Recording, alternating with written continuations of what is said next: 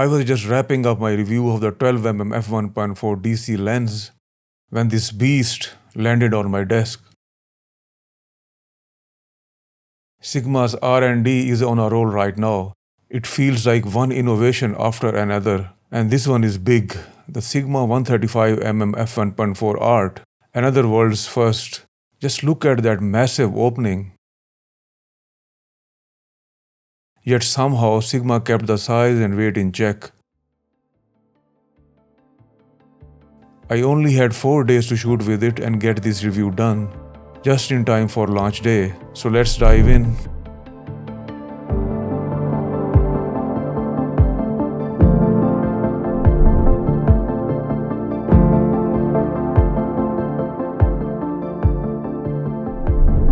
Available for Sony E-mount and L-mount. External controls include focus mode switch and 2 AFL buttons. Aperture ring with click and lock functions. Minimum focus distance 1.1 meters. Dust and splash resistant design. Water and oil repellent front element. 13 blade rounded diaphragm.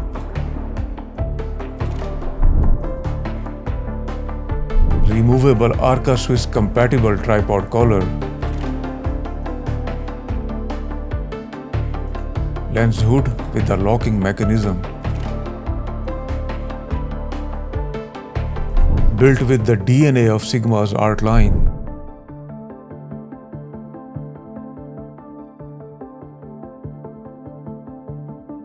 .135mm focal length is the perfect blend of compression and character.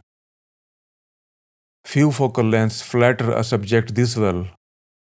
Until now, no autofocus full-frame 135mm has gone as wide as f1.4. The usual choices have been Sigma's 135mm f1.8 Art, Sony's 135mm f1.8 G Master, Samyang's 135mm f1.8 AF, or Viltrox's 135mm f1.8. With this release, Sigma delivers the first ever autofocus 135mm f1.4, a true milestone for this focal length. Specs are one thing, performance is another. Let's take a look.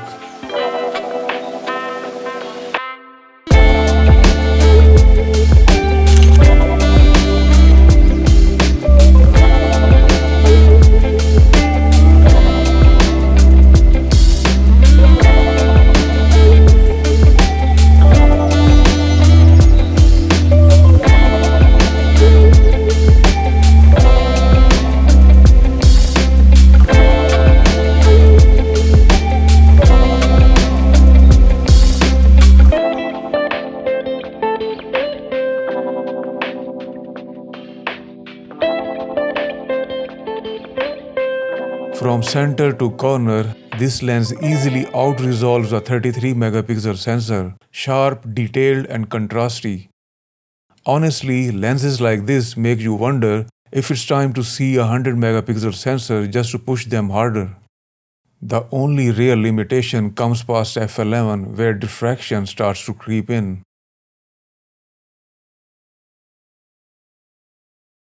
There is a clear amount of pincushion distortion. Not extreme, but definitely visible. For portraits, it can actually work in your favor by making subjects appear a touch slimmer. Vignetting is also present wide open at f1.4, but it gradually improves and is largely gone by 5.6.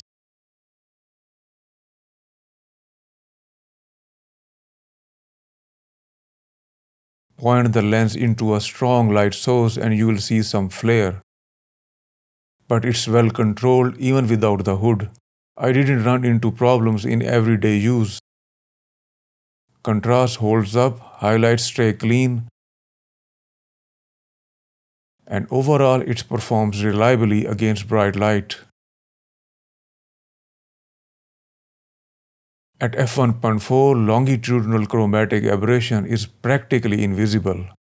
Only noticeable if you really pixel peep, and by f2 it's gone.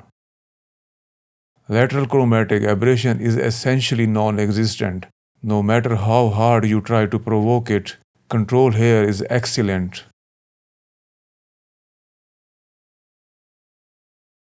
The standout here is the sheer scale of the bokeh, delivering a new level of background separation with strong compression.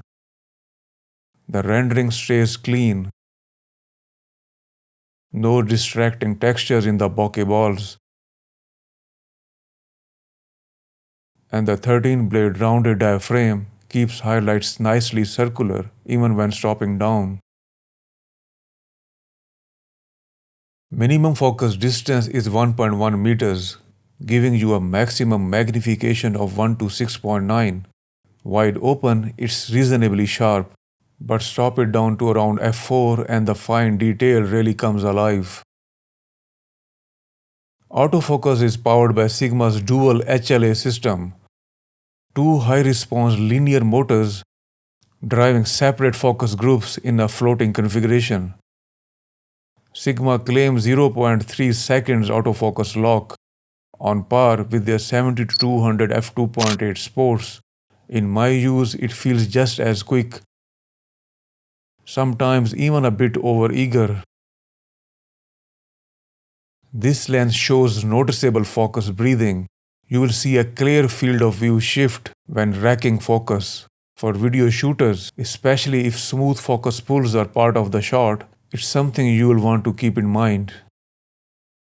There's no optical stabilization built into the lens, but with in-body image stabilization, it's not a deal breaker. On a modern camera body, IBIS handles this focal length surprisingly well, making handheld shooting manageable even at lower shutter speeds.